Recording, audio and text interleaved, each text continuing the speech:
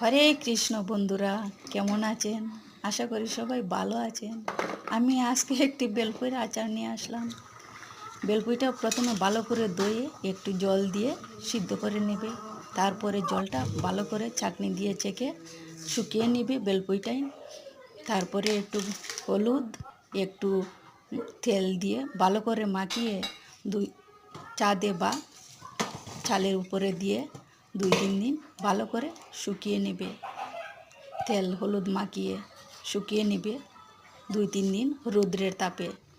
তারপরে একটি কাচের বয়ম, একটু বড় সাইজের কাচের বয়মও হলুদ গুঁড়া মশলা, তেল, লবণ দিয়ে বেলপুইগুলো ডুবিয়ে রাখবে। 3-4 দিন রৌদ্র দিবে। হয়ে গেছে আচার। ভালো লাগলে লাইক, শেয়ার, কমেন্ট করবে, এইটুকু আপনাদের কাছে অনুরোধ। আর তেলগুলো বেশি করে দেবে, অনেক দিন খেতে পারবে।